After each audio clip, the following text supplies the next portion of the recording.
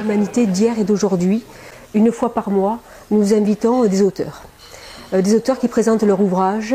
Quelquefois, ce ne sont pas des ouvrages, ce sont des réflexions, des professionnels qui, depuis des années, s'occupent d'un sujet ou d'un domaine de prédilection et qui le présentent. Que font-ils? Dans un premier temps, il y a la présentation de l'ouvrage ou la présentation de la réflexion. Et dans un deuxième temps, il y a un dialogue et des discussions avec le public. Les humanités d'hier et d'aujourd'hui, vous pouvez trouver le groupe sur Facebook, pour ceux qui y sont. Il suffit que vous notiez Humanité d'hier et d'aujourd'hui et vous trouverez le groupe. Si vous ne souhaitez pas être sur Facebook, certaines personnes ne préfèrent pas pour de bonnes raisons, vous pouvez aller sur l'Institut Noesis, institut-noesis.fr. Vous trouverez les vidéos. Donc on a une vidéo, notre première vidéo, parce que depuis un an on n'avait pas fait de vidéo, mais on a commencé à en faire depuis peu. La première vidéo est celle qui a été filmée avec Corinne Van Looy, qui est là, qui a présenté deux ouvrages. Le premier c'était Oser la colère qui guérit et le deuxième Éloge de la souplesse. Bienvenue, installez-vous. Donc le deuxième a été filmé, Éloge de la souplesse.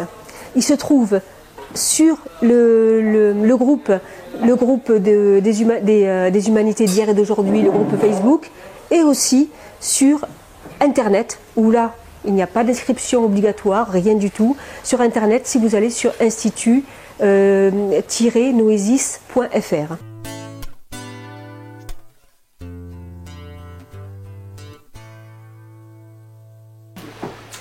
Bon, alors d'abord, bonjour, bonsoir. Ce soir, je commence ma vie publique d'écrivain, donc c'est quand même un grand moment pour moi, merci d'être là. Petite précision, j'ai une voix de chanteuse de blues qui a trop fumé, parce que j'ai une trachéite, d'habitude j'ai pas tout à fait cette voix-là. J'espère qu'elle va tenir dans la soirée. Alors, j'ai écrit ce livre d'abord parce que... voilà Laurie, bonsoir Laurie. Déplace la Laurie. Viens là, si tu veux. Je veux là. Allez, viens. Bon, j'entre discrètement. Non, c'est tu pourrais. Bon, donc j'ai écrit ce livre pour plusieurs raisons. D'abord parce que la vie a fait de moi un peu par hasard. Est-ce que le hasard existe? Une spécialiste de la chose. D'abord parce que des tas de gens sont venus chercher de l'aide chez moi pour sortir d'une relation avec un pervers narcissique. Et puis parce que dans ma propre vie, j'en ai rencontré. En fait, la question que je me pose depuis un petit moment, c'est y a-t-il des gens qui n'en ont jamais rencontré? En réalité, ça, j'en sais rien. Bon, après, il y a le fait que, comme c'est ma spécialité, les gens viennent vers moi parce que c'est ma spécialité. Enfin, au bout d'un moment, effectivement, il y a aussi quelque chose qui tourne en rond, j'en sais rien. L'autre raison pour laquelle j'ai écrit ce livre, c'est que pour sortir d'une relation d'emprise, c'est-à-dire d'une relation toxique avec un pervers narcissique, la première des choses, c'est de la repérer. Et que la repérer, ça se fait notamment en lisant des ouvrages. Ce qui est fascinant, vu de chez moi, c'est que quand j'ai commencé ce livre, j'étais un peu impressionnée parce qu'il y en a déjà plein de livres sur le sujet et un certain nombre de très bons. Et je me disais, Seigneur, un de plus. Alors, c'est pas tout à fait un de plus, puisque c'est un avec ma voix, avec ma formation, avec qui je suis. Mais c'est quand même un de plus. Et ce qui est fascinant, c'est qu'il semble que les gens l'achètent. C'est-à-dire que les proies, elles ont besoin de lire encore, encore, encore, et vu comme ci, et vu comme ça, et vu autrement, pour finir par comprendre ce qui est arrivé. Et c'est fondamental parce qu'on va voir que le pervers narcissique, il détruit ou il amoche la pensée de sa proie. Hein, donc récupérer de la pensée, c'est fondamental. Et voilà, mon souhait, c'est que ce livre y contribue. Alors, ce bouquin s'appelle Bas les masques. Et au fond, la première des choses que j'ai envie de dire à propos des pervers narcissiques, c'est que ce sont des gens toxiques d'abord parce qu'ils portent des masques. Et alors, en fait, ils en portent deux superposés l'un sur l'autre. Le plus évident, quoi qu'il ne soit pas évident tout de suite, c'est le masque de la séduction. D'accord? Donc ils sont passés maîtres dans l'art au début pour vous approcher, d'être qui vous avez envie qu'ils soient, de dire ce que vous avez envie d'entendre, de venir vous flatter là où vous avez besoin de l'être, l'être du corbeau, comme vous êtes joli, comme vous me semblez beau, voilà, jusqu'à ce qu'on lâche son fromage. Donc ça, au bout d'un moment, la proie est fascinée, s'engage avec le pervers, et là se produit un tournant qui s'appelle le ferrage, c'est-à-dire que, hop, pour une raison ou pour une autre, vous êtes scotché. Un patron, ça y est, vous êtes en CDI, un ami, ça y est, il vous a rendu tellement de services que c'est un peu compliqué de se dégager. Un amoureux, eh ben, on a acheté ensemble, on a fait des enfants ensemble, on s'est mariés. Un parent, hélas, on est ferré du départ. Que sais-je encore. Voilà, à partir du moment où le ferrage a lieu, le premier masque s'enlève, s'en va, et on se rend compte de l'aspect plus, est-ce que j'oserais, hideux de cette personne-là, en tout cas des aspects beaucoup plus sombres, du côté obscur de la force, pour citer un film qu'on a tous vu. Voilà. Ça, c'est le premier masque. Il est déjà pas forcément évident à repérer, mais le problème, c'est, pour moi, c'est vraiment un problème, c'est qu'il y en a un second dessous. Le second, c'est le masque de la normalité. Parce que les pervers narcissiques ont l'air de gens normaux quand on n'y prend pas garde. Or, je pense, comme un certain nombre d'auteurs, dont le docteur Reicher-Pagnard, je pense que c'est des gens qui ont une structure psychotique. La psychose, c'est un gros mot pour dire folie. Et que un des ressorts piégeants de cette affaire-là, c'est que, comme ils sont désagréables, toxiques, destructeurs, on a tendance à chercher à comprendre le pourquoi de leur destructivité avec des logiques avec lesquelles on comprend pourquoi tel ou tel est désagréable, parce que il a un problème, parce qu'il y a quelque chose qui ne passe pas dans la relation, parce qu'on s'est mal exprimé, parce que, etc., etc. Or, ça n'est pas le cas et ça n'est pas le bon ressort explicatif au pervers narcissique. Mais tant que je cherche à activer ce ressort explicatif, je vais mettre en œuvre des trésors de patience, de développement personnel, de communication non violente, d'amour, de compréhension, gna gna gna, pour essayer de modifier les choses. Et plus je dépense ces trésors, et plus je m'endette, et je me fatigue, et plus je m'endette, et je me fatigue, et plus je m'enfonce dans la relation d'emprise. Ce deuxième masque-là est infiniment toxique. Est-ce que c'est clair ce que pour vous ce que je raconte? Alors, ce sont des gens toxiques. Alors non, ce ne sont pas des gens radioactifs, ils ne sont pas toxiques quand on les croise dans la rue, ça va. Ils sont toxiques quand on est en relation avec eux, parce qu'ils sont dans une logique entre celle du coucou et de la tique. Vous voyez? Le coucou, il se met dans le nid des autres oiseaux, il vire les œufs et il met les siens. Et la tique, elle s'abouche, elle s'agrippe et elle vous pompe le sang. Voilà. Le pervers narcissique, il est dans une logique de ce type-là. Il y a quelque chose chez lui de fracassé, d'incomplet, de profondément fracassé et incomplet, qui vient chercher à se nourrir de vous. D'accord? Voilà, c'est infiniment toxique. Alors, aller décrire mon pavé en une demi-heure, c'est un petit peu compliqué. Ce que je voudrais décrire, c'est d'une part la relation d'emprise, pour ce qui est des caractéristiques auxquelles on peut le reconnaître, je vous renvoie au livre. Et puis je voudrais décrire aussi quelques caractéristiques des proies de pervers, parce qu'elles sont tellement endommagées qu'elles ont tendance à se dévaloriser grandement, ce qui est bien dommage. Donc la relation d'emprise, c'est une relation, comment dirais-je, c'est une relation instrumentalisante. Ça n'est pas une relation humaine, ça n'est pas une relation d'amour, ça n'est pas une relation d'amitié. Oui, c'est une relation d'amour comme j'aime mes chaussures. Voilà. Et éventuellement, comme j'aime la perle que j'ai autour du cou, je l'aime vraiment beaucoup. j'y tiens beaucoup. Mais on ne peut pas dire que ce soit une relation humaine d'égal à égal. C'est, moi, un objet. D'accord ? Cette relation d'emprise, elle a plusieurs caractéristiques. La première caractéristique, c'est que le pervers narcissique, une fois le ferrage effectué, une fois que le masque est enlevé, parce qu'au début il est charmant, hein, il est délicieux, ou elle est délicieuse, ou c'est formidable, ou cette nouvelle entreprise dans laquelle je suis tombée est extraordinaire. Comme dit une de mes amies, Nagé Libéraux, en général, quand c'est trop beau pour être vrai, c'est trop beau pour être vrai. Mais on a tellement envie de croire, hein, il a l'art de vous dire les mensonges que vous avez envie de croire, vraiment.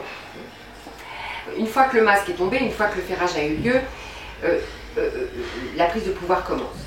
Alors comment est-ce qu'il fait ça? Alors je parle au masculin, il faut être très très clair sur le fait que c'est parce que c'est l'habitude en français. Mais des perverses narcissiques femmes, il y en a largement autant. Largement autant. D'accord? Donc je ne suis pas en train de dire les hommes tous des salauds, pas du tout. Je parle au masculin parce qu'il faut bien à un moment donné choisir. D'accord? Et que si je parlais au féminin, du coup je désignerais explicitement les femmes. Mais vraiment c'est le même combat, hein, ça marche dans les deux sens. C'est extrêmement important parce que les proies hommes ont peut-être encore un peu plus honte que les proies femmes. Donc c'est vraiment très important de porter ce discours, vraiment. Donc comment est-ce qu'il prend le pouvoir et comment est-ce qu'il domine? D'abord, il trouble la pensée. Paul-Claude Racamier, qui est psychanalyste, qui est le premier à avoir écrit sur la perversion narcissique en 1986, donc c'est quand même très récent, hein. Paul-Claude Racamier dit « Le pervers narcissique décérèbre ses proies. Il trouble la pensée au point qu'on ne sait plus que ça c'est gris. » Il y a vraiment des moments où on est dans un doute. Searles parlait de l'effort pour rendre l'autre fou. On est dans ces zones-là, d'accord? Alors comment il fait? Il a des demandes floues. Par exemple, si Nathalie avait été perverse narcissique, elle m'aurait dit ça t'intéresse de venir parler le 10 juin? Alors moi, je viens d'écrire un bouquin, ça m'intéresse de venir en parler, bien sûr. Et donc j'aurais dit, ah oui Nathalie, oui, et qu'est-ce qu'il faut que je fasse? Oh, tu sais, on en parle, c'est très convivial, c'est très informel. Je vous raconte pas dans quel état de stress j'aurais été il y a 3 heures, hein, ni au moment de prendre la parole. D'accord? Et puis, comme j'aurais ramé très vite en essayant de m'adapter à la demande de Nathalie, à la vôtre, j'aurais été complètement perdue. D'accord? Alors, il y a d'autres gens que les pervers narcissiques qui font des demandes floues. Hein. Encore une fois, enfin je ne l'ai pas encore dit, mais il faut accumuler toutes les choses. D'accord? L'autre chose que fait fort bien le pervers narcissique, c'est l'autopromotion. Alors, avec un talent, voilà. L'autopromotion, y compris quand elle est mensongère. Alors, je vais 5 minutes me hausser du col, je vous demande pardon, mais moi, ça me fait penser à un truc qui est délirant, mais juste en dessous, et j'appelle ça le subdélire. Il y a des gens qui sont dans une autopromotion en déformant les faits, en déformant ce qui est arrivé, mais avec une telle bonne foi simulée qu'on finit par se dire c'est moi qui déconne là, pardon, je parle français, c'est moi qui ai un problème, d'accord?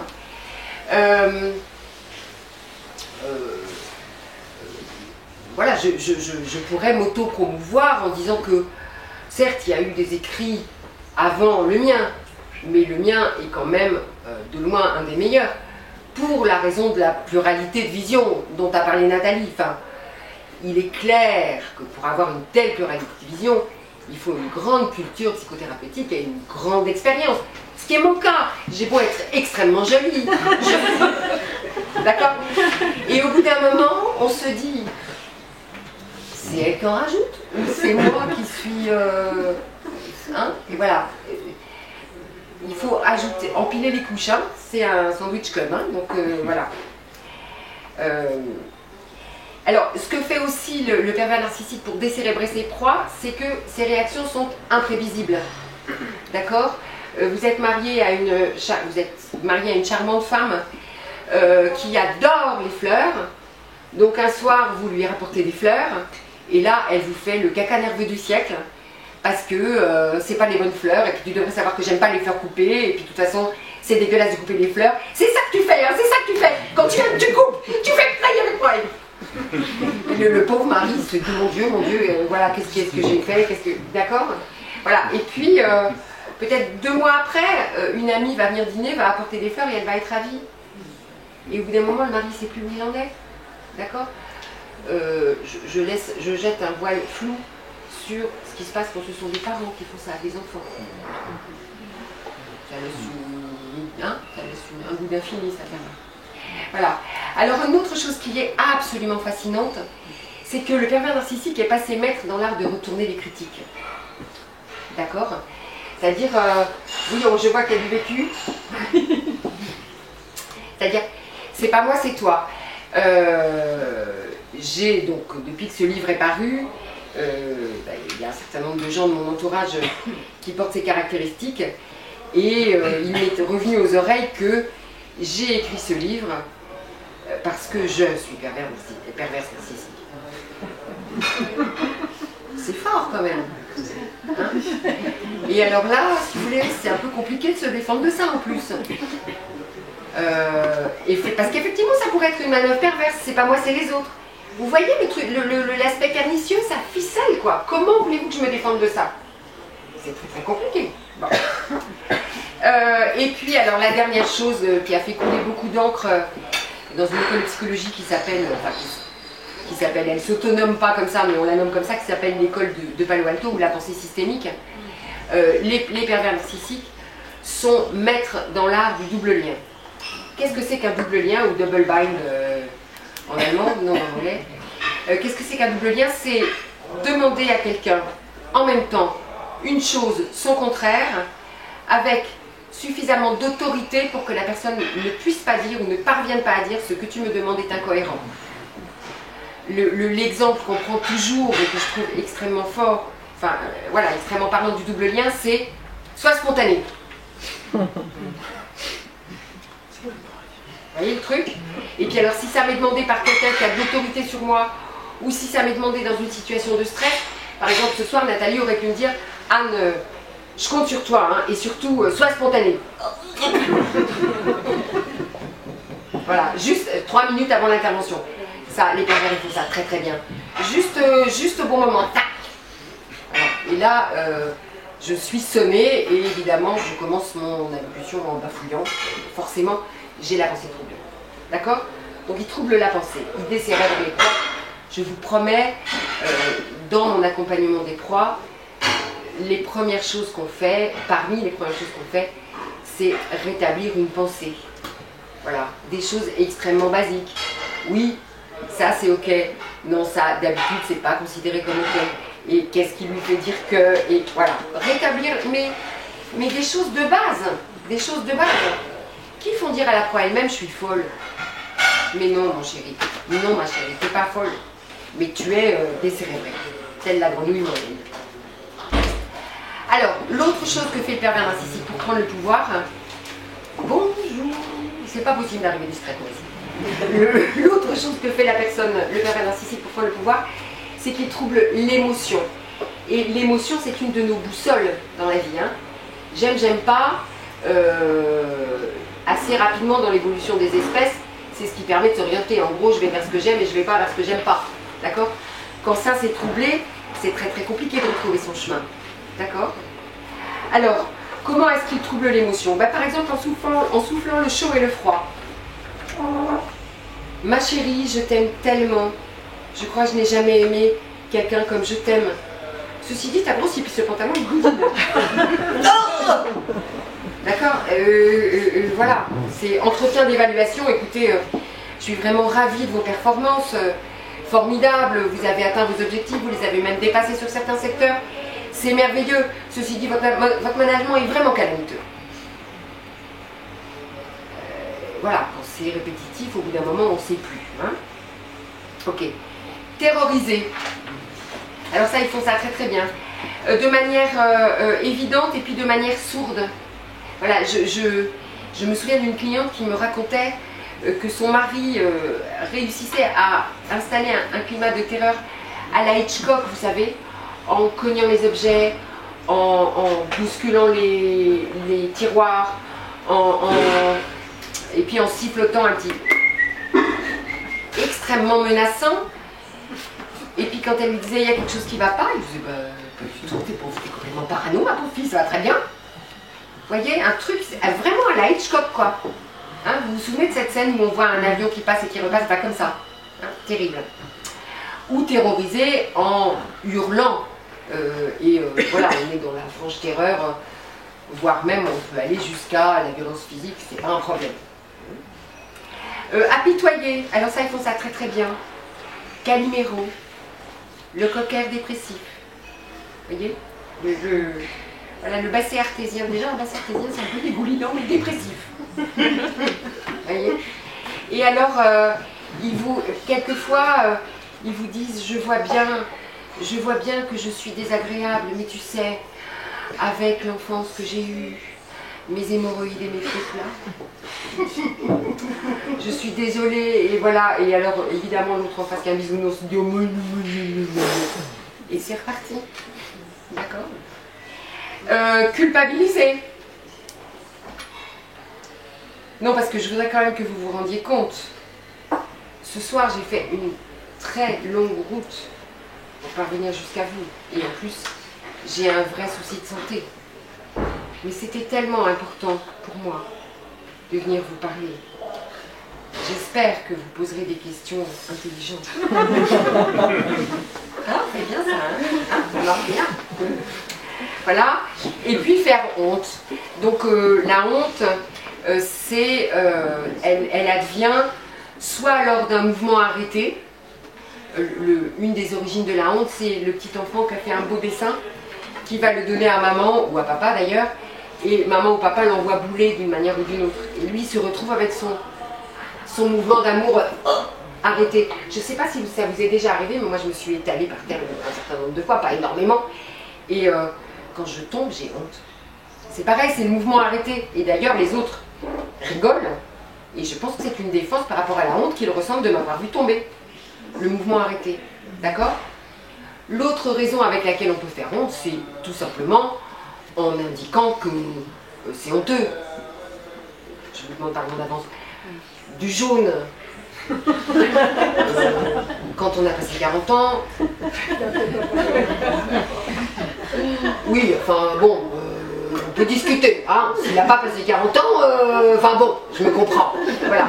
Et alors je vais en rajouter, jusqu'à ce que vous ayez envie de vous cacher sous le siège. D'accord?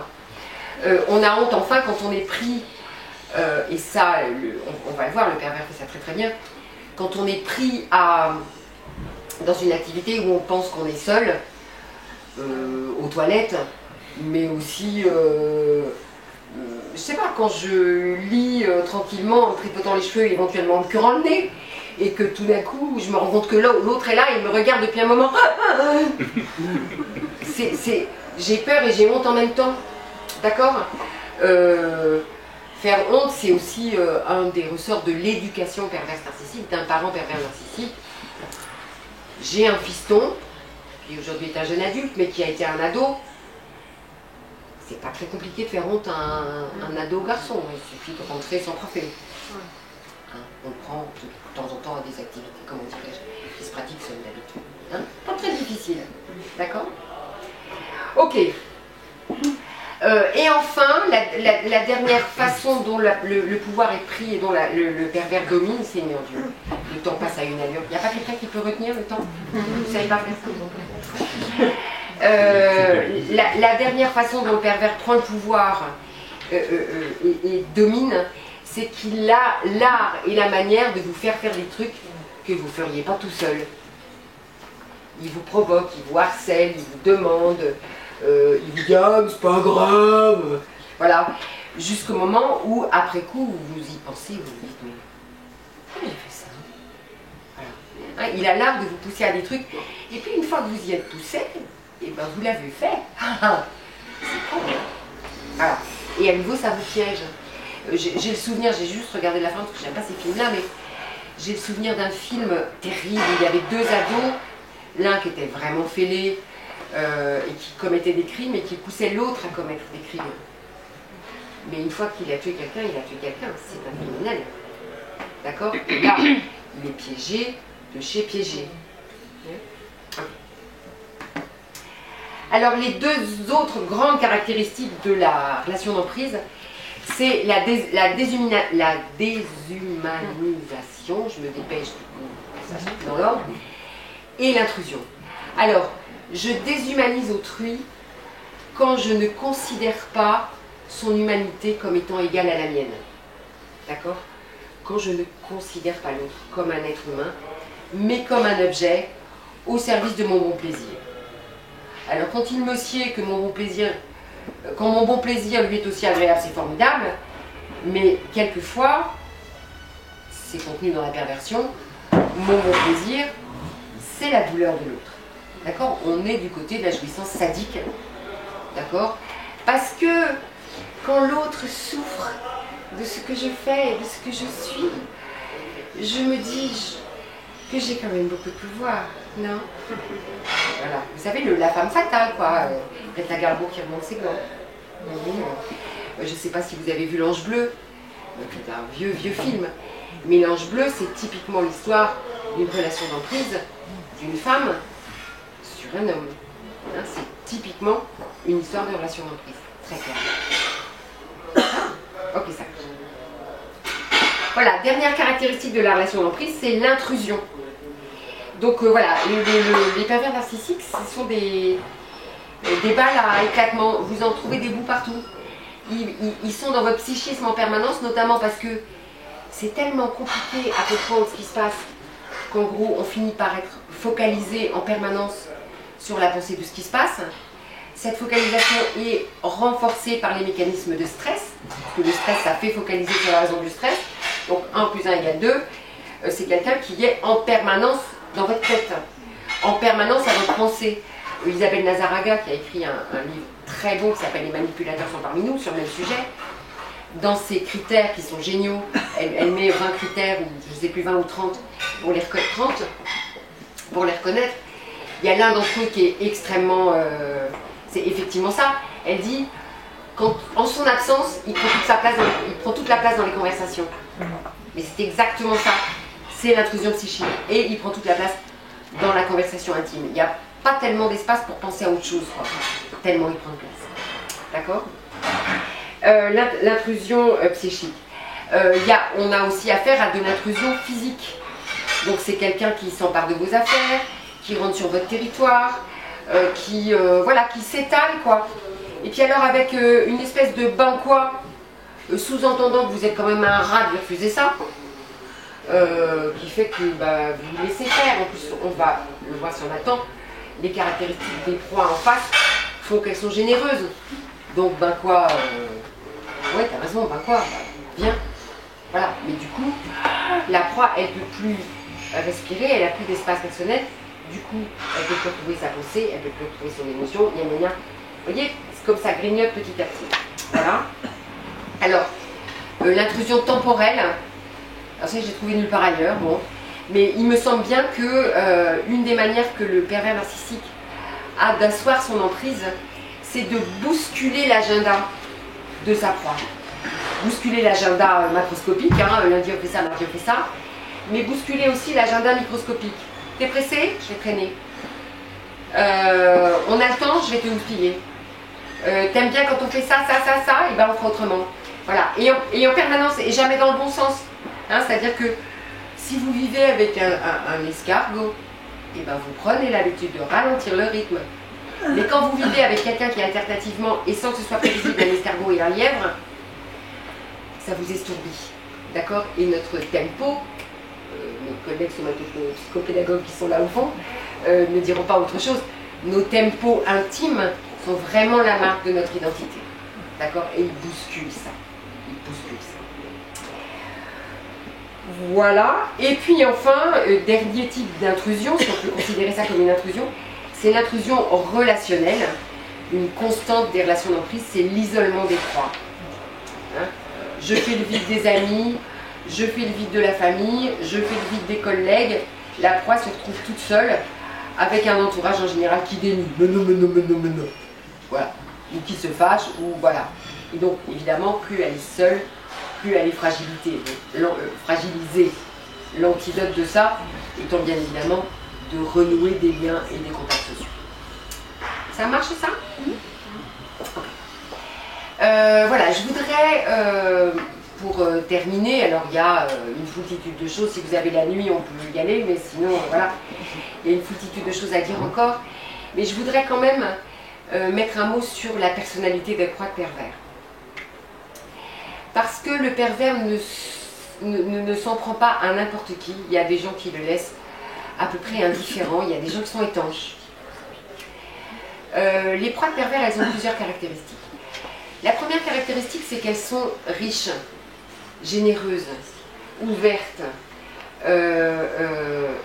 pleines d'amour. Voilà. Parce que vous comprenez bien que c'est un pilleur. Il ne va pas aller piller quelque chose où il n'y a rien à piller. Il va aller piller quelqu'un qui a des richesses. D'accord? Et puis, le bisounours en face, il a moins de limites. Il comprend plus. Il comprend et il comprend et il comprend. D'accord? Et il aime et il aime et il aime. Et il donne et il donne et il donne. Et puis il a beaucoup à donner. Et puis quand il est exsangue, à force de donner, c'est ballot, il est piégé. D'accord? Alors pourquoi est-ce que des gens aussi géniaux, formidables, se laissent en prendre? Bien souvent parce que une crainte des personnes qui sont dans la relation d'emprise, c'est la crainte de l'abandon. Alors, soyons clairs à ce sujet. Nous avons tous peur de l'abandon. D'accord? Personne ne regarde une rupture amoureuse d'un œil indifférent en se disant m'en fous. Personne. Personne n'aime perdre des amis, personne n'aime être seul. Enfin seul, isolé, personne. Mais quand même, quand notre histoire s'est bien passée, nous avons installé à l'intérieur de nous à la fois la capacité d'être seul avec nous-mêmes, et cette capacité, les grands étaient là pour moi. Et j'ai installé cette présence bienveillante, la capacité d'être seul au Winnicott, et j'ai installé cette présence bienveillante à l'intérieur de moi. Du coup, quand je traverse quelques déserts relationnels, l'un dans l'autre, je m'en sors, parce que je peux être avec moi, parce que j'ai mes trucs, parce que la présence rassurante, elle est quand même un petit peu introjectée. Un petit peu, mais pas trop. Hein. La relation sociale est quand même un besoin fondamental de l'être humain. Les proies pervers, souvent, n'ont pas totalement implanté la présence rassurante de l'autre primitivement à l'intérieur d'eux, ou à l'intérieur d'elle. D'accord? Et du coup, elles cherchent, comme beaucoup d'entre nous, à compenser ce vide intérieur, ce froid dans les os, ce froid au cœur, avec des relations plutôt proches, plutôt riches, et dont elles sont à peu près certaines qu'elles ne vont pas les abandonner. Et c'est là qu'il y a une collusion effroyable. C'est que quand je suis dans une relation d'emprise, comme moi j'ai intérêt à ne pas être abandonné et que l'autre il est fixé comme une tique, bah ça marche. D'accord?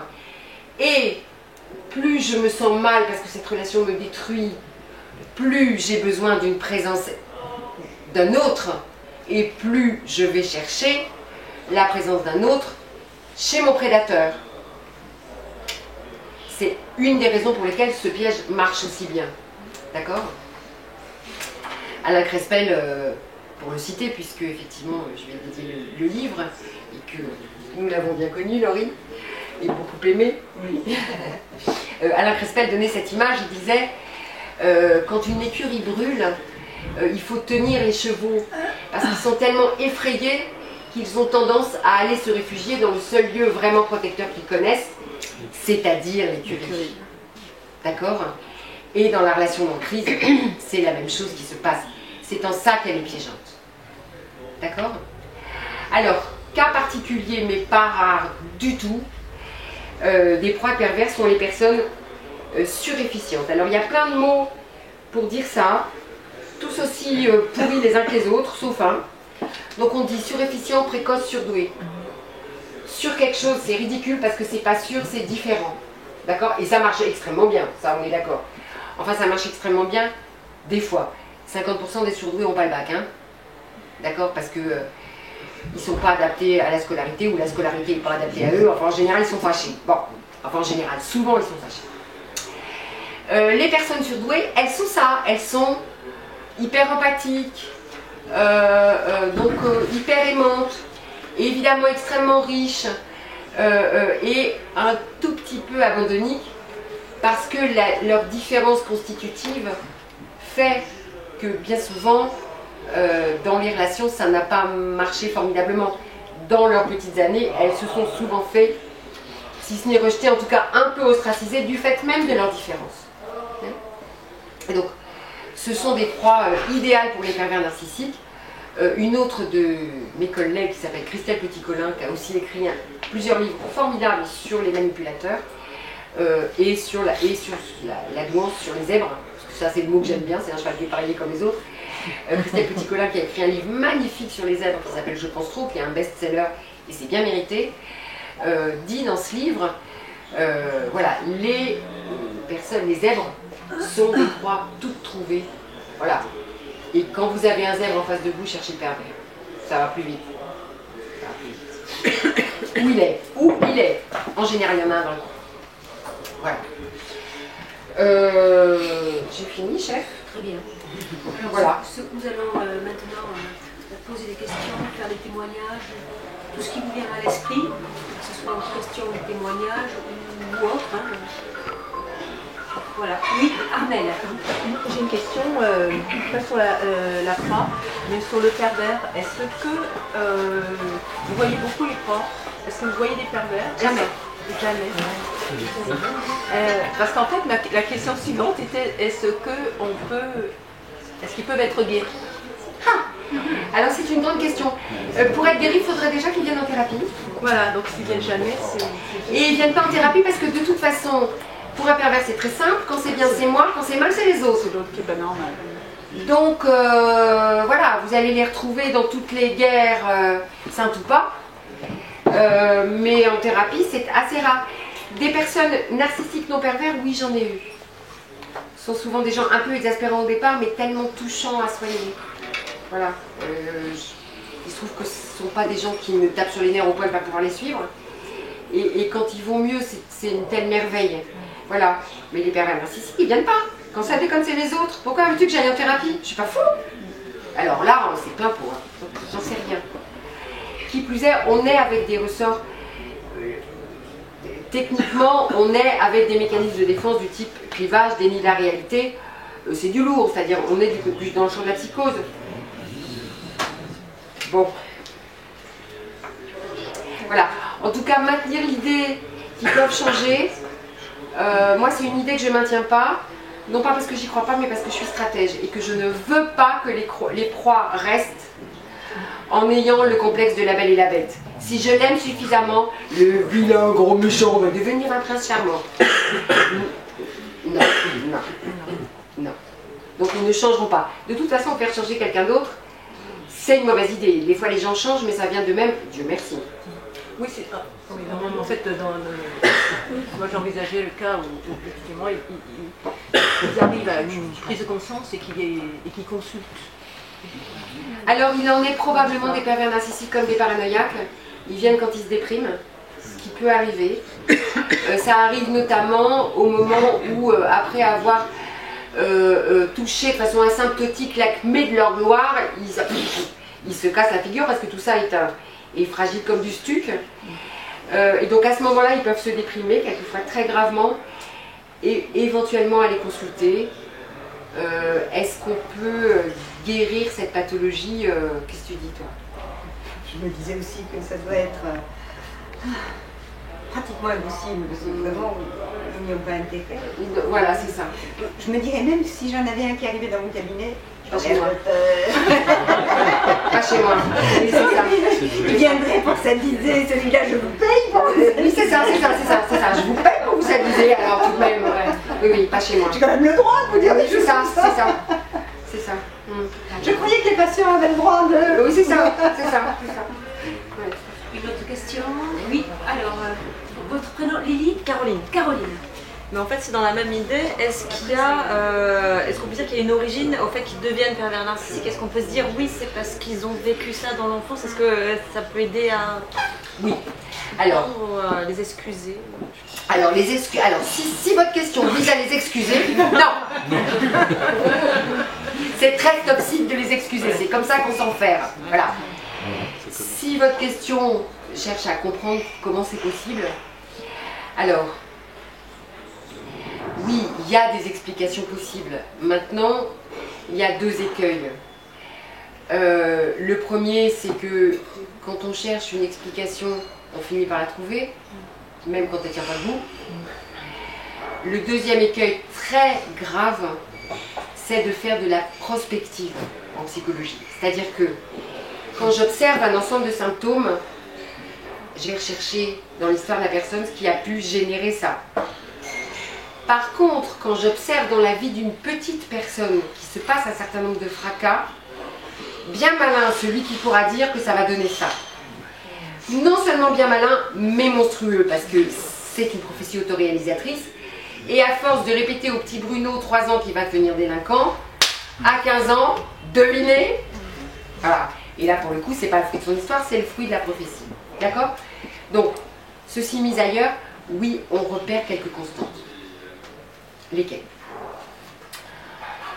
En gros, élever un enfant, alors d'abord c'est un exercice simple et facile comme chacun sait, évident, puis alors c'est toujours la même chose, donc voilà, il n'y a pas de façon, hein, mais quand même, en gros, élever un enfant, c'est de 0 à 18 mois, l'aimer, sans condition.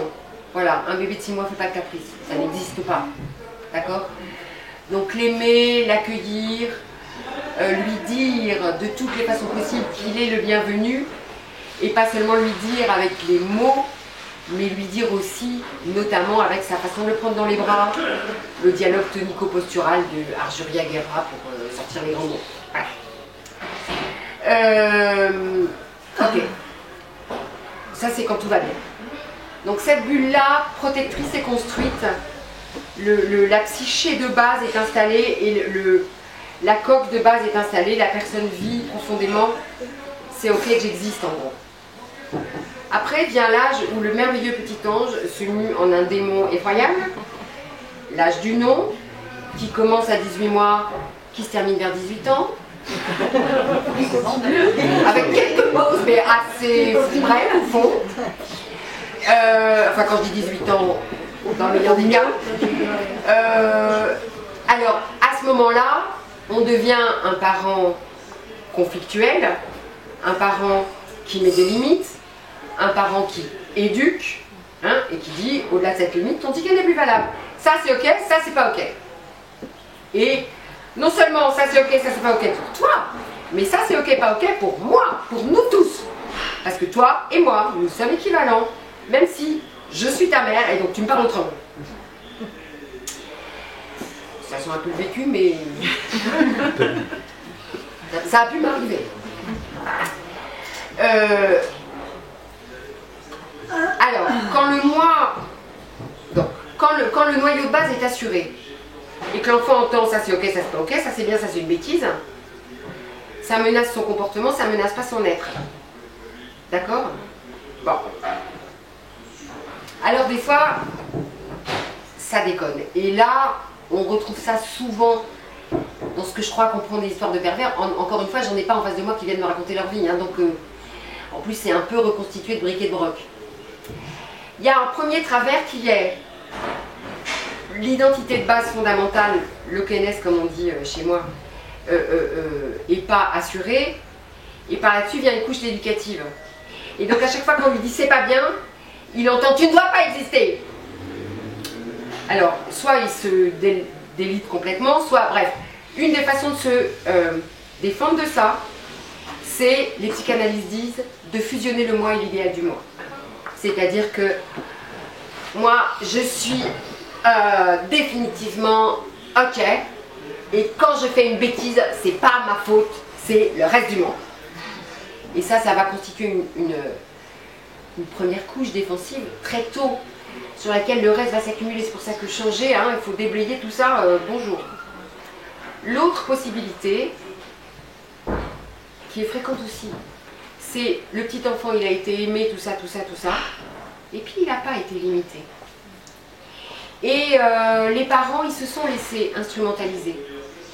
Parce que maman, elle a beaucoup lu des tas de choses sur la psychologie de l'enfant qui lui expliquent qu'elle ne doit pas exister en tant que personne. Et donc c'est oui mon chéri et papa pareil. Et en plus c'est horrible parce qu'ils essayent de faire bien ces parents-là. Et ça donne des espèces de petits, des têtes à claque, des espèces de petits monstres qui, si à un moment ou à un autre de leur histoire ne rencontrent pas de limite, vont considérer que le reste du monde est à leur solde. Comment? Je ne peux pas avoir tout ce que je veux, avec en plus le fait que les mécanismes de gestion de la frustration ne sont pas intégrés, et que donc on sait bien le désir, quand on lui laisse libre cours, il se renouvelle pire que les mauvaises herbes, d'accord? Et très vite, j'aime, je jouis, je lâche, et puis il m'en faut de plus en plus pour jouir, parce que c'est une habituation, et je confonds jouir et être heureux, c'est pas la même chose, hein? D'accord? Donc ça donne une autre vision, enfin une autre origine possible de la perversion narcissique. Ai-je répondu? Tout à fait. Bien. Alors, une autre question, Hélène. Est-ce qu'un pervers narcissique peut mettre sous emprise un autre pervers narcissique? Oh Seigneur Dieu! Il y a les pervers narcissiques. Oui!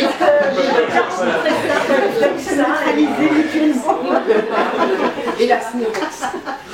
Oui, oui, ça donne des couples pervers, c'est l'enfer. Donc une fois ils s'assassinent, une fois ils s'adorent, quelquefois ils sont alliés objectifs, quelquefois ils se montent dessus. D'accord, non parce que et ça donne des choses très folles. Oui. Quelqu'un, j'avais repéré pervers narcissique, qui a rencontré un pervers narcissique et qui s'est mis à lire plein de livres sur les pervers narcissiques. Parce que c'est l'autre. Et voilà, Ah bah tiens. alors que j'avais diagnostiqué comme pervers narcissique depuis longtemps et du coup j'ai eu un doute, je me dis puisqu'elle... Quand il m'arrive de... Enfin, j'ai accompagné un service dans une institution publique qui allait très très très mal. Et voilà, j'ai eu les témoignages croisés, voilà. Et puis il se trouve que par le plus grand des hasards, vraiment par le plus grand des hasards, si les hasards existent, j'ai eu cette personne-là en formation. Et j'ai vraiment vu Dr. Jekyll et Mr. Hyde. J'avais le récit de ses frasques, et puis j'avais une espèce d'ange ailé en formation, qui, lors de l'évaluation, a dit que vraiment c'était tellement merveilleux cette formation, et dont j'ai ensuite entendu à quel point elle débinait tout ce qu'on a fait pendant 3 jours. Par exemple. Mais à boulet rouge quoi. Voilà. Donc voilà, on sait comme ça. Il n'y a pas aujourd'hui de statistiques Non, le problème c'est que les seules études de prévalence en santé mentale, donc de nombre de cas par 100 000 habitants, sont celles qui sont faites par le DSM, avec l'accent Diagnostical and Statistical Manual, qui est d'ailleurs très discutable. Et la seule entrée du DSM, c'est personnalité narcissique. Donc pervers narcissique, il n'y en a pas. Donc moi, j'ai l'impression qu'ils sont en augmentation. Mais c'est l'effet Twingo.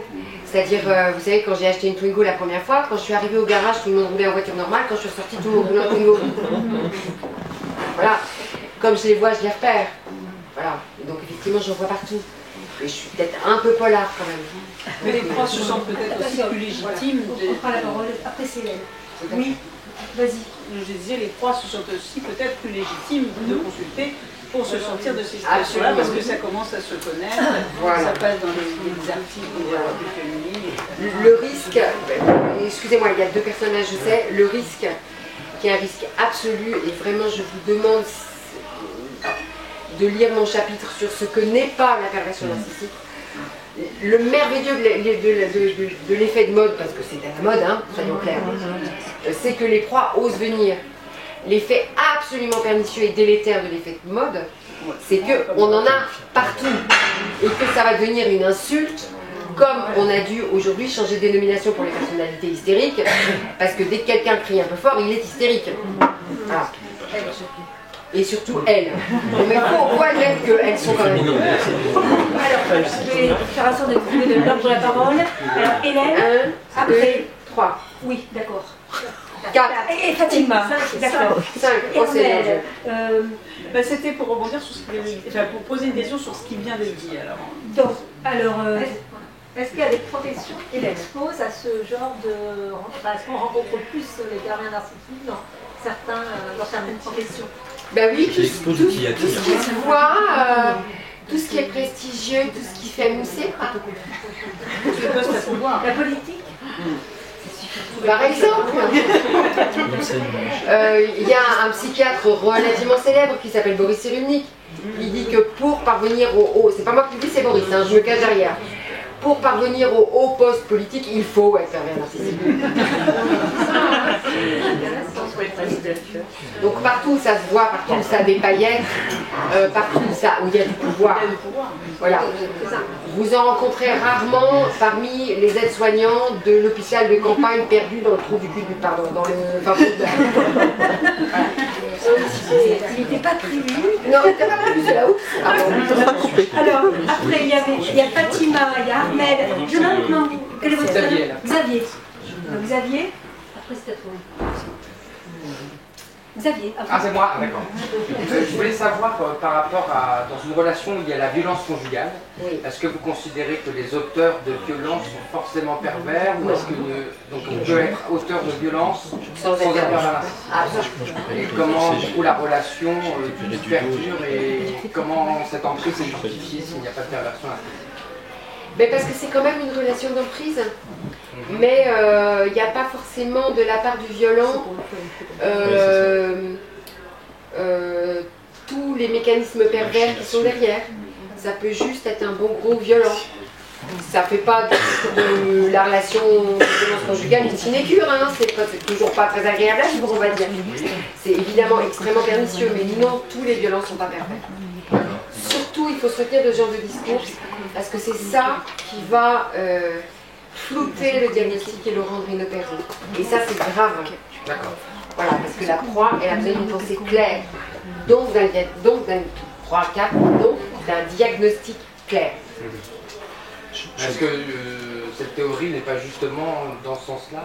C'est-à-dire que j'ai l'impression que quand il y a violence, il y a forcément emprise, et que je ne vois pas cette emprise autre que de la perversion narcissique. C'est pour ça qu'elle... Non, il y a d'autres types de personnalités qui génèrent une emprise.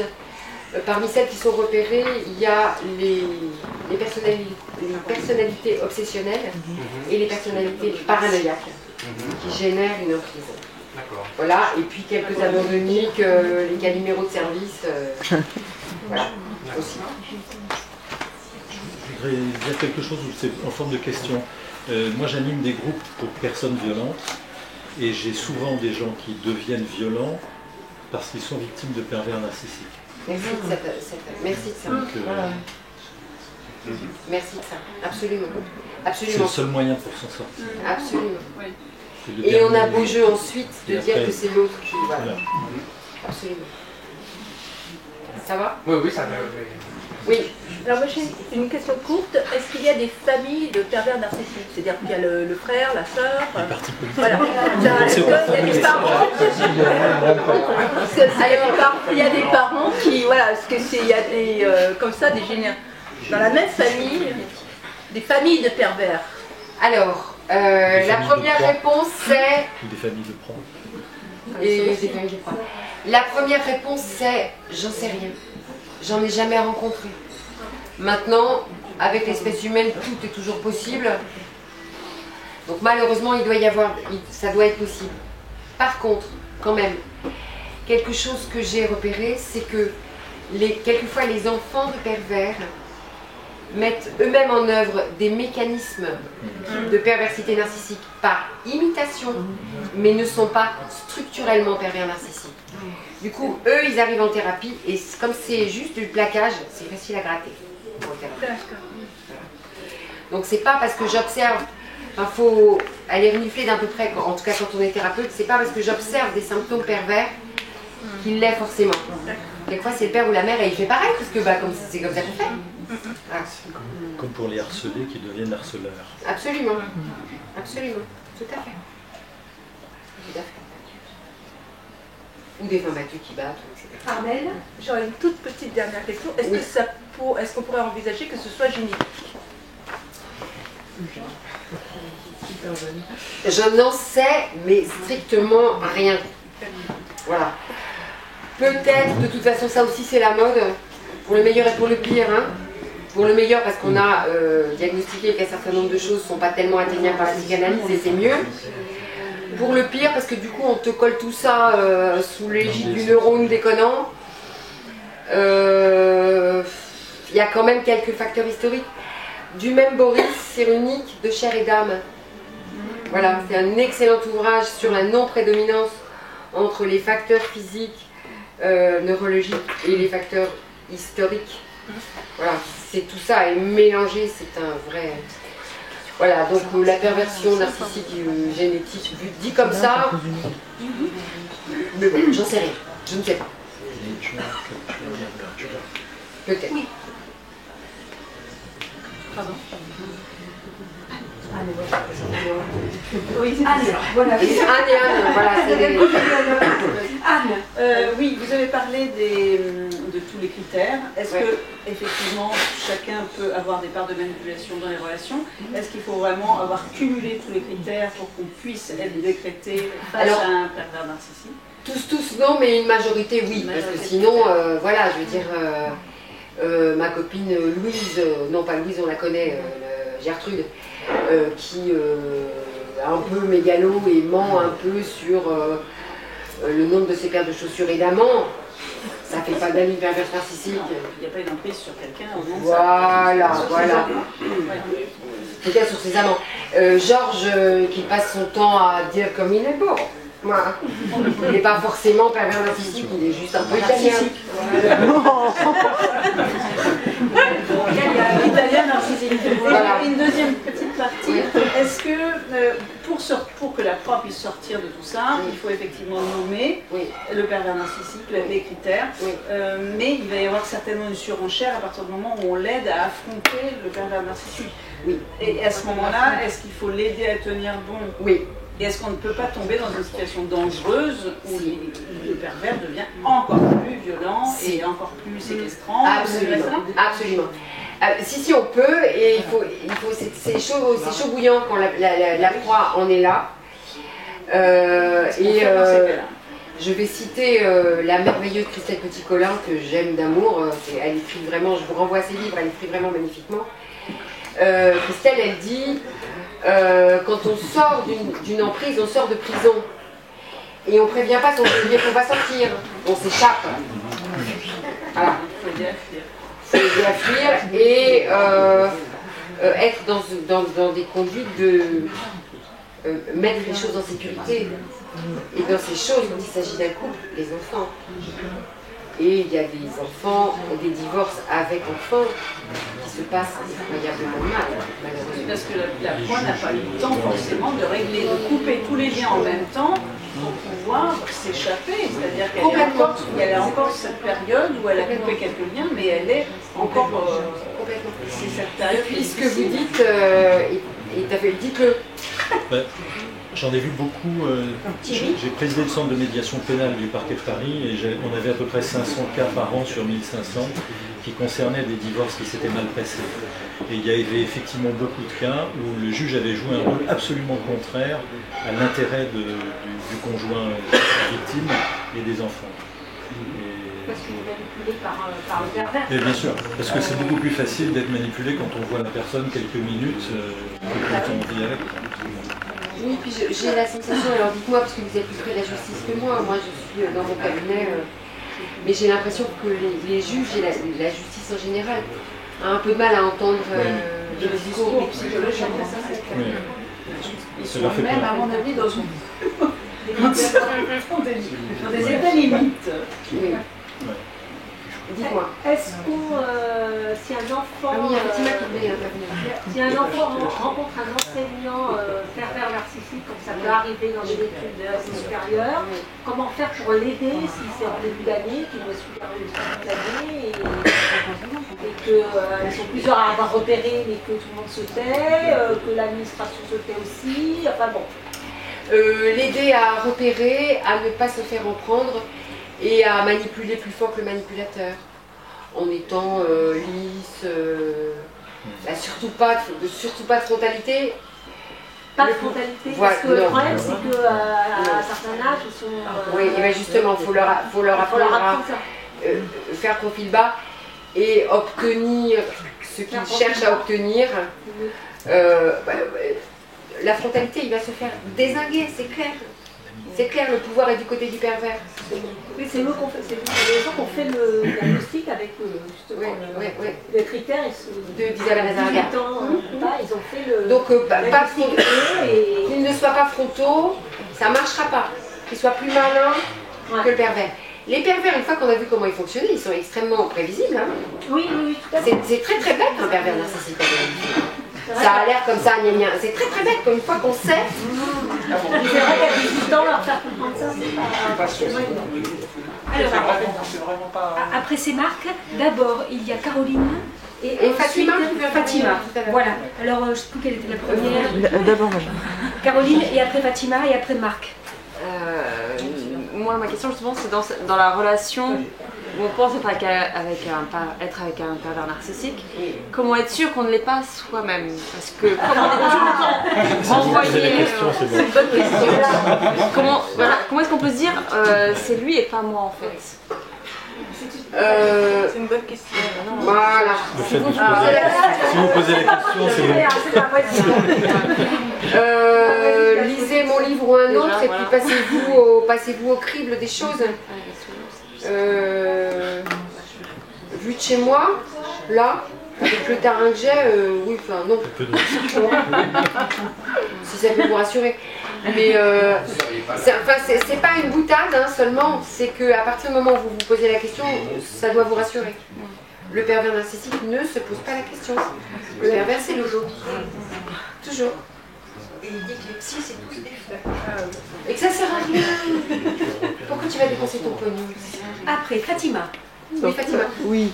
Donc quand je repasse les 11 critères, les 11 critères diagnostiques du que vous avez cités tout à l'heure, je me dis cette relation... de la relation d'emprise, oui. Ouais. Donc cette relation d'emprise, je vois pas trop de différence avec la relation amoureuse. Est-ce que la relation amoureuse serait une relation de perversion narcissique? Alors avec votre permission, je vais vous répondre avec mon bouquin parce que j'y ai réfléchi. Super. Parce que j'ai un ami qui m'a posé la question en fait. On était à table puis je le voyais pas lire. Puis, mais pourquoi la relation amoureuse sont des relations narcissiques? Oh, bah bonne question. Alors, c'est quoi la différence? Première différence, c'est page 112. 112 et suivante parce qu'il y en a, voilà. Première différence, être en couple, ça modifie l'identité. Parce qu'avant d'être en couple, je suis je, et puis après avoir commencé à être en couple, je suis je et un peu nous, ou beaucoup nous. D'accord? Dans les deux sens. C'est-à-dire que mon amoureux modifie ma façon de servir, les salsifis, et je modifie sa façon de parler de lui. D'accord? Dans une relation d'emprise, si lui est un pervers narcissique, la seule personne qui sera modifiée dans le sens du laminage, c'est moi. Première différence. Deuxième différence, la possessivité. Hein, l'amour, c'est Eros, Philia, Agapé. Eros, il est un petit peu cramponné, c'est quand on est jaloux. La possessivité, elle est des deux côtés, et puis elle est légère. Effectivement, on dit mon amour, mon homme, ma femme, voilà. Mais ça n'est quand même pas mon objet ni mon chien. Dans la relation d'emprise, la possessivité, elle va que dans un sens, du pervers à sa proie, et c'est au pied Médor, quoi. Voilà, c'est une possessivité extrême. D'accord? Je me souviens d'une cliente qui me racontait que son ex-mari, Dieu merci ex, la prenait contre lui tâtait les seins, pardon, hein, et lui disait c'est à qui ça? Mais sur ce ton-là. Pas il est à qui cette belle bouche-là, vous savez? Non, c'est à qui ça? Le paraverbal est important. Hein. Absolument. Les conflits. Faites attention au paraverbal. Les conflits. Dans un couple, on se dispute. Et Et là, certains couples ne se disputent pas, puis un jour ils explosent en plein vol. Il faut pouvoir métacommuniquer. D'habitude, quand on se dispute, même quand on est très très maladroit, c'est pour finir par se comprendre. Dans un couple avec un pervers narcissique, quand on se dispute, c'est pour souffrir la proie ayant joué. Et la proie, pour se faire comprendre, elle peut toujours cavaler. Elle n'y arrivera pas. Parce que le pervers ne veut pas comprendre. D'accord ? Quoi encore ? Se rendre service. Dans un couple, c'est sympa. Tiens mon chéri, je t'ai acheté les yaourts que tu aimes. Oh ma douce, c'est lourd, viens, je vais le porter, tout ça. D'accord ? Et puis je l'appelle parce que je suis tombée en rate d'essence à 3h du mat en race campagne et il arrive sur son cheval. Mais je fais le contraire quand il faut passer une chemise vidée. Bon. Ça va dans les deux sens, à peu près. Dans un couple... Oui, on pourrait discuter de la chemise derrière, mais c'est pas le choix. C'est pas un homme qui a pris l'exemple. Dans un couple avec un pervers narcissique, se rendre service, c'est toujours dans le même sens, devinez lequel. Voilà. Territoire partagé, dans un couple, en tout cas, qui vit ensemble, on partage le lit, la salle de bain, pas la brosse à dents, mais un certain nombre de choses. Mais je sais, quand l'autre a besoin d'être seul, je ne l'envahis pas. Il sait que quand moi j'ai besoin d'être peinarde sur plumard à lire en mode foutez-moi la paix, il ne vient pas. Quand je suis toute nue dans la salle de bain à me raser les poils des pattes, qui est quand même une activité extrêmement sexy, ou à me coller de la machin sur la tronche qui donne un nervé, il vient pas parce qu'il sait que j'aime pas. D'accord? Et bien un pervers il va venir juste à ce moment-là. D'accord? Ou voilà, je prends mon bain, j'ai besoin de me détendre, je suis fatiguée, tout ça. Et au moment où je m'enfonce voluptueusement dans l'eau chaude, il me dit ton téléphone sonne, je crois que c'est ton patron. On la détend dans le bain, tu pas ça. Hein. Voilà. Dernière chose. Dernière. J'ai pas parlé. Les territoires partagés. Dernière chose, l'entourage relationnel du couple. Il y a un certain nombre de blagues sur les belles-mères. Ça laisse à penser qu'éventuellement, on a un petit peu de mal à supporter la mère de l'autre, d'une manière générale. Et donc, quand un couple se met ensemble, il y a un certain nombre de gens que le couple ne fréquente plus. Parce que c'est pas opportun. Il y en a un des deux qui ne supporte pas. Mais on se refait de nouveaux amis, et puis il y a des amis qui restent. Dans le cas d'un couple avec un pervers, les seules personnes qui disparaissent sont l'entourage de la proie, tout l'entourage de la proie. Quant aux amis du pervers, ils restent là, bien en place, y compris ceux que Ginette ne supporte pas. Vous voyez? Donc ça ressemble, mais c'est pas pareil. C'est pas pareil du tout. Je sais pas pourquoi, certainement parce que c'est pas passé sous mon nez. Il y a aussi l'histoire liée comme le monde de l'infidélité. Tous les couples, hélas, sont potentiellement des couples où il y a une histoire d'infidélité. En tout cas, c'est vieux comme le monde. L'infidélité lambda et l'infidélité perverse, c'est pas la même. L'infidélité perverse, elle est de l'ordre de la profanation, comme dit Christiane Singer, qui a écrit un livre absolument magnifique qui s'appelle Du couple de l'engagement et autres délits. Non, du couple du mariage, je sais plus. Enfin bref, un livre sur le couple.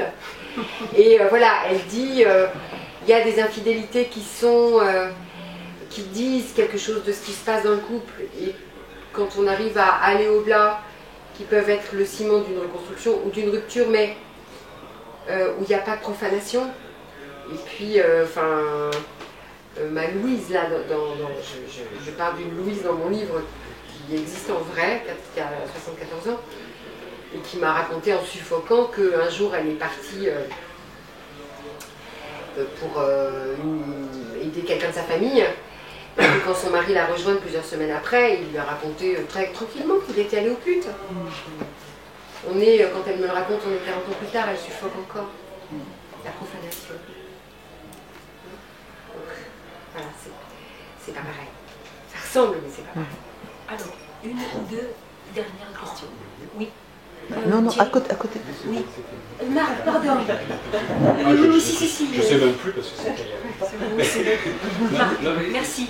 Moi, je suis un peu je suis questionné par les tranchetés de ce personnage dont on fait le portrait en creux, en fait, finalement, parce qu'il ne vient jamais consulter. Pénalement, vous dites, monsieur, que bon, on ne le repère pas trop. Alors, est-ce que le mot pervers narcissique n'est pas un peu fou, finalement? Parce que vous avez parlé de psychose, psychose manipulatoire, on commence à sentir le délire, enfin, il peut y avoir quelque chose de pénal, quelque chose de médical aussi assez lourd, alors que là, on est dans un truc un peu, je trouve, un petit peu ennuyeux, enfin, il est narcissique, tout le monde est narcissique. Oui, alors, aussi. Bon, ça c'est pervers, un... on est tous un peu pervers aussi. Alors, c'est bizarre, ça, vous voyez. Je comprends bien. Et est-ce qu'on peut devenir, et du coup, est-ce qu'on peut pas être un pervers narcissique que deviennent les pervers narcissiques? Est-ce qu'ils finissent mal, en général, ou pas? On passe d'un compagnon à l'autre, d'une relation à l'autre? En général, c'est ça. Alors, plusieurs réponses. D'abord, sur le flou de la chose, c'est un artefact de cette soirée. Pardon, parce que j'en dirais la commerciale de base, mais lisez mon bouquin, il y a des critères extrêmement précis. Oui. Voilà. Sauf qu'en 40 minutes, je ne pouvais pas... Il faut les additionner. Quand on n'en prend que un, finalement, on se dit... Quand on n'en prend que un, c'est juste flou et...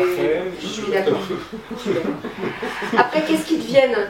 Eh bien, ils épousent des carrières... diverses. En général, ils ont une vie relationnellement assez chaotique, effectivement, puisqu'on est dans des multiplications de séduction, retrait, séduction, persécution, puis quand la proie est vide, je jette, je passe à autre chose.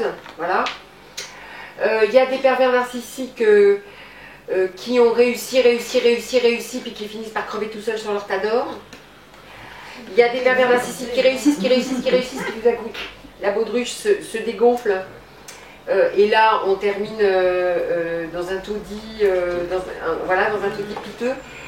Il y a aussi une évolution dite péjorative en médecine, qui est la décompensation paranoïaque autour de la cinquantaine. Voilà, ce sont des choses qui arrivent. Alors après, on peut discuter longtemps. Est-ce que c'était un paranoïaque compensé en pervers narcissique ou un gna-gna-gna? Bon, ça c'est sans fin, j'en sais rien. En tout cas, on peut observer ça. Et puis il doit y en avoir sur le tas qui vont mieux, mais du coup on ne le sait pas parce qu'on n'en entend plus parler.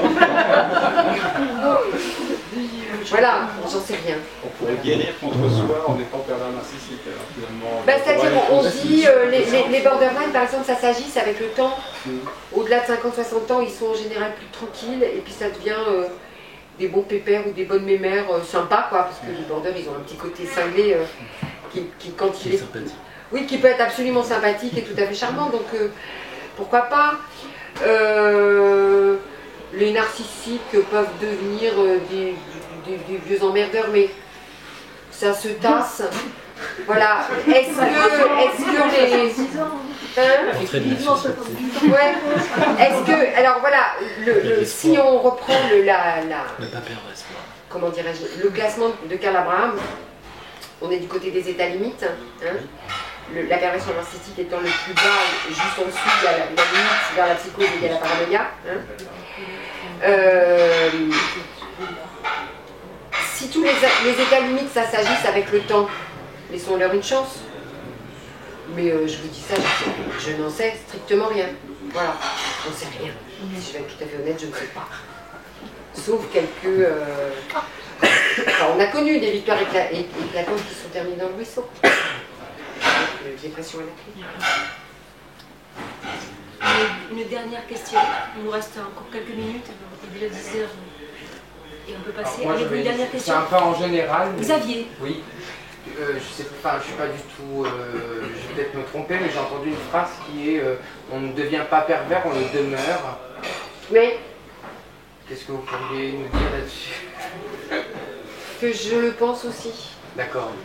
Il me semble qu'on le devient tellement précocement que après c'est comme une seconde nature. Alors c'est pas génétique. Ben je sais pas, non ça. Des maladies mentales aussi. Enfin, on peut être génétiquement gros ou petit transporteur de sérotonine. La sérotonine, c'est ce qui nous empêche pas de nous déprimer. On peut être, il y a des tempéraments qui sont repérés comme étant génétiques. L'introversion, par exemple, en est un. Introversion, extraversion, sociabilité ou retrait, etc. Activation émotionnelle forte ou moins forte. Et, bon. Mais là, on n'est pas du côté d'un trait, on est du côté d'une personnalité constituée, donc j'ai bien peur qu'il y ait de l'histoire au-dessus. Et je crois que jouir de faire souffrir autrui, ça veut dire que très tôt dans son histoire, on a manqué le coche de regarder l'autre comme un être humain égal à moi-même. On n'a jamais mangé la règle fondamentale qui est « ne fais pas à autrui ce que tu n'aimerais pas ».